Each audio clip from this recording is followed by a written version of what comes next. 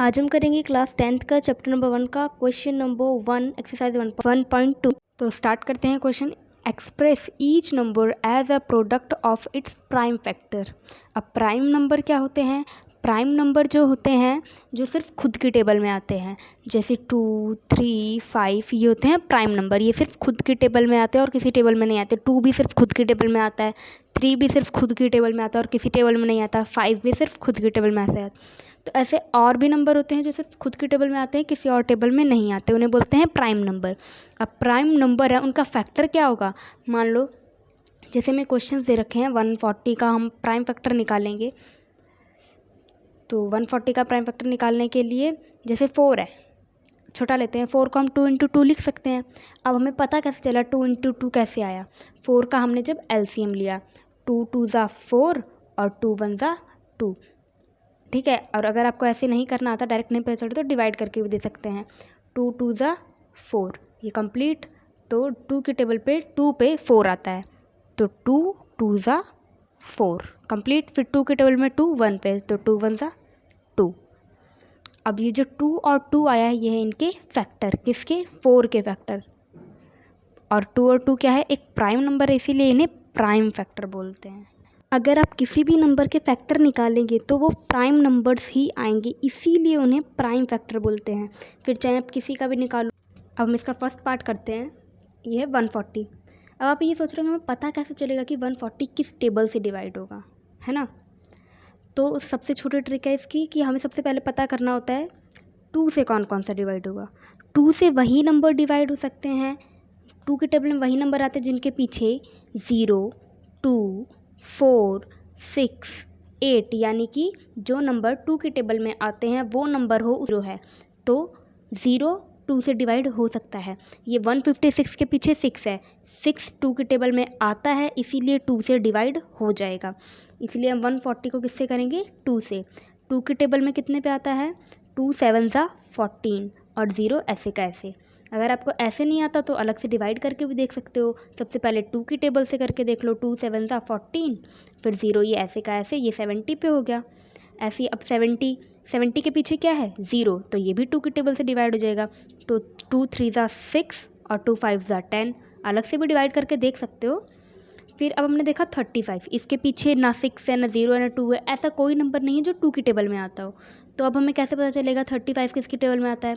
हमें पता है इसके पीछे 5 दिख रहा है, और 5 ऐसा नंबर है जो 5 की टेबल में आता है। तो 5 7 ज़ा 35, खैर ये तो छोटा नंबर है, सबको पता ही होता है कि 5 की टेबल में आता है। तो 5 7 ज़ा 35, इसको अलग से भी डिवाइड करके देख सकते हो अगर आपको वैसे नहीं पता चलता कि 5 की टेबल में आ रहा है। या तो ऐसे कर सकते हैं, पहले 2 की टेबल से डिवाइड करके देखो, फिर 3 से डिवाइड करके देखो, फिर 5 से डिवाइड करके देखो, हो जाएगा किसी न किसी से। और अगर आप सोच सकते हैं तो और भी अच्छा है। और प्राइम नंबर्स वाली टेबल से ही डिवाइड करके देखना, जैसे 2 से, 3 से, 5 से, 7 से, ये प्राइम नंबर होते हैं, इसलिए इन वाली टेबल से ही डिवाइड करके देखना, क्योंकि हमें पता है हमें क्या चाहिए? प्राइम फैक्टर्स चाहिए। तो ऑफकोर्स ये प्राइम नंबर वाली टेबल से ही डिवाइड होते होंगे।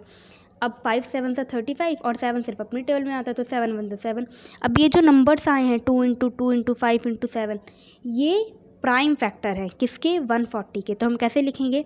140 इज़ इक्वल्स टू 2 × 2 × 5 × 7।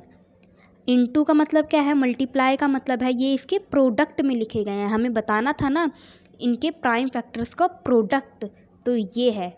अब इनको चाहे आप वो आगे पीछे करके लिख लो, कैसे भी लिख लो, मल्टीप्लाई करने पे आंसर 140 ही आएगा।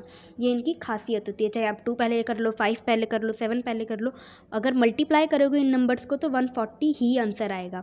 तो ये हैं इनके प्राइम फैक्टर्स। अब हम करते हैं 156 का। ये इनके प्राइम फैक्टर्स थे। और प्राइम नंबर क्या होते हैं? जो नंबर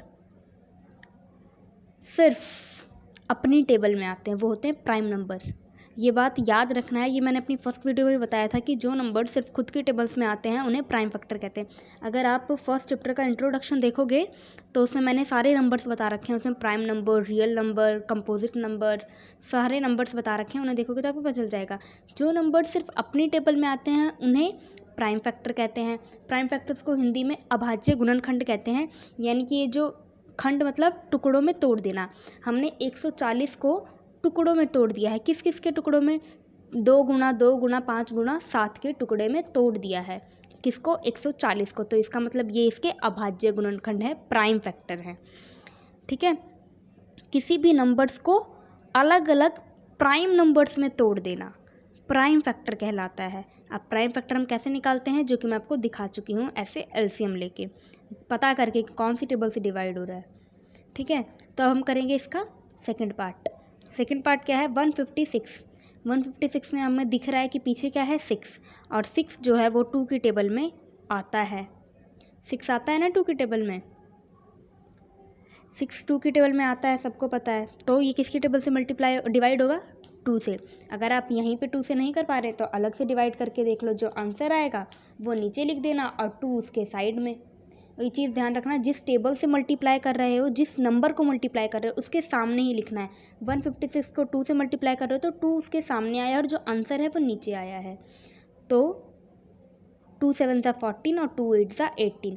अब पीछे 78 में क्या है? 8, और 8 2 की टेबल में आता है, इसलिए ये भी 2 से डिवाइड हो जाएगा। लेकिन अब क्या आया है? 2 3 ज़ा 6 और 2 9 ज़ा 18। अब 9 जो है वो 2 की टेबल में नहीं आता। ठीक है, तो 2 के बाद सेकंड टेबल कौन सी होती है प्राइम नंबर वाली? वो होती है 3 की। अब अगर हम 39 को 3 की टेबल से डिवाइड करके देखेंगे तो ये डिवाइड हो जाएगी। तो 3 1 ज़ा 3 और 3 3 ज़ा 9। अब जो 13 है वो हमें पता है वो सिर्फ खुद के टेबल में आता है, वो खुद एक प्राइम नंबर है। तो 13 1 ज़ा 13। ये हो गए इसके prime factors, 2 into 2 into 3 into 13। ठीक है, आप लोग ऐसे लाइन वाइज टेबल देख सकते हैं। 2 की टेबल से नहीं हो रहा तो 3 की टेबल से करके देख लो, 3 से नहीं हो रहा तो 7 से करके देख लो, जिससे कंप्लीट डिवाइड हो जाए। पूरा डिवाइड होने के बाद आंसर 0 आ जाए, मतलब लास्ट में 0 आ जाए, तो उस टेबल को लिख के और ऐसे प्राइम फैक्टर बना देना उसके। तो इसके प्राइम फैक्टर क्या है? 2 इंटू 2 इंटू 3 इंटू 13। अब इसको चाहे कैसे भी मल्टीप्लाई कर लो, आंसर 156 ही आएगा। ये हो गए दोनों के प्राइम फैक्टर, यानी कि अभाज्य गुणनखंड।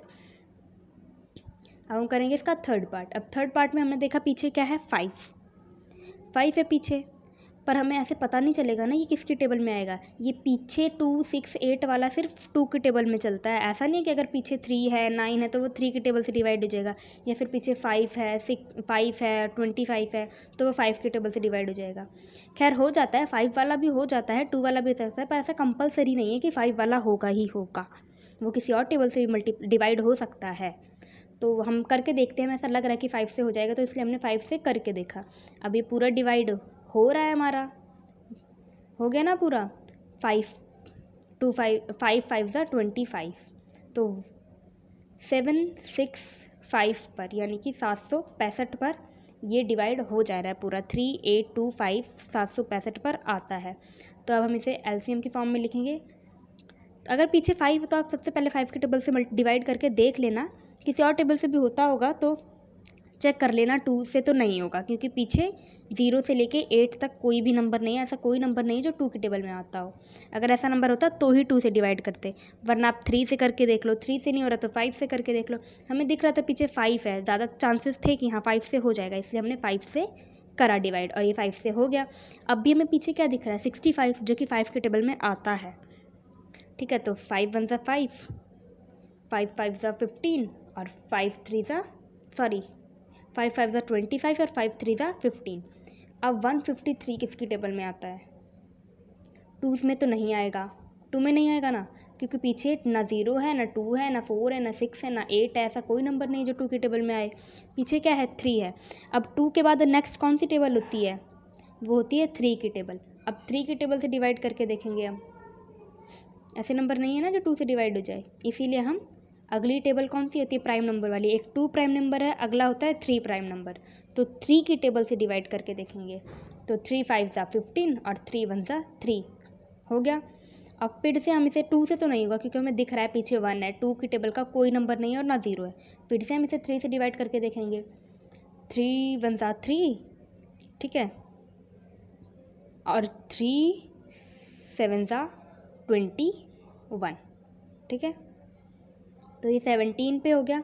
अब 17 खुद एक प्राइम नंबर है, वो किसी और के टेबल में नहीं आता, तो 17 1 ज़ा 17 हो जाएगा। तो 3 17 51 और 17 वन ज़ा 17। तो ये जो आए नंबर सी है इसके प्राइम फैक्टर हो गए। हमें तब तक इसको एलसीएम लेना है जब तक लास्ट में 1 ना आ जाए, बीच में नहीं छोड़ना है, 1 लाना है हमें कैसे भी करके, पर 1 आएगा लास्ट में। तो ये हो गए इसके प्राइम फैक्टर्स यानी कि अभाज्य गुणनखंड। तो हम लिखेंगे 3825 3825 is equals to 5 into 5 into 3 into 17।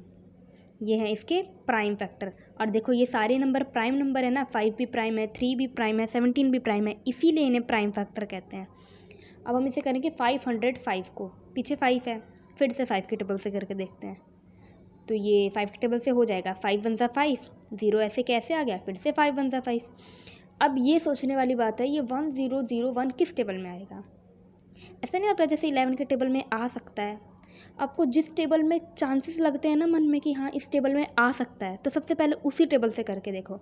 अगर उससे नहीं आ रहा है, अगली कोई टेबल आपको ऐसी लगती है कि हाँ इसमें आ सकता है, तो उससे करके देखो। वरना फिर वही अपना लाइन वाइज करके देख लो, 2 की टेबल से करके देख लो। पहले 2 से तो नहीं होगा क्योंकि पीछे 2 की टेबल का कोई नंबर नहीं है। फिर 3 से करके देख लो, 7 से करके देख लो, पर ये लंबा प्रोसेस हो जाएगा। लेकिन अगर आपका दिमाग चल रहा है कि हाँ शायद ये 11 में आ सकता है, तो करके देखो उसे पहले। अगर नहीं हो रहा तो ये लॉन्ग वाला प्रोसेस अपनाना। तो अब हम ये करेंगे 11 की टेबल से। तो 11 9 ज़ा 99 आता है, हमने तीनों नंबर्स लिए हैं 100। 11 9 ज़ा 99, फिर 1 बचा रहे, 1 नीचे और 1। तो 11 की टेबल पे 91 पे 1001 आता है। ऐसा मुझे पता नहीं था ये इसकी टेबल में आता है, लेकिन करके देखा, ऐसा लग रहा था कि आ जाएगा, तो ये हो गया। ऐसे आप भी अपने दिमाग से करके देखना, ऐसा लगेगा कि हाँ हो जाएगा तो ये हो जाएगा। अब 13 की टेबल में आता है 91, 7 पे, फिर 7 वन सा 7।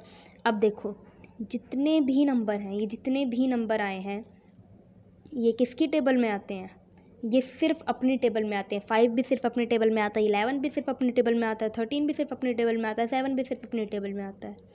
ये सारे प्राइम नंबर हैं, और प्राइम नंबर हैं इसीलिए ही इसे प्राइम फैक्टराइजेशन कहते हैं। ये इनके प्राइम फैक्टर हैं। फैक्टर यानी कि किसी नंबर को हमने प्राइम नंबर्स में तोड़ दिया है। 5005 को हम क्या लिख सकते हैं, 5 इंटू 11 इंटू 13 इंटू 7। अगर आप इन सबको मल्टीप्लाई करके देखोगे ना, तो भी 5005 ही आंसर आएगा। ठीक है।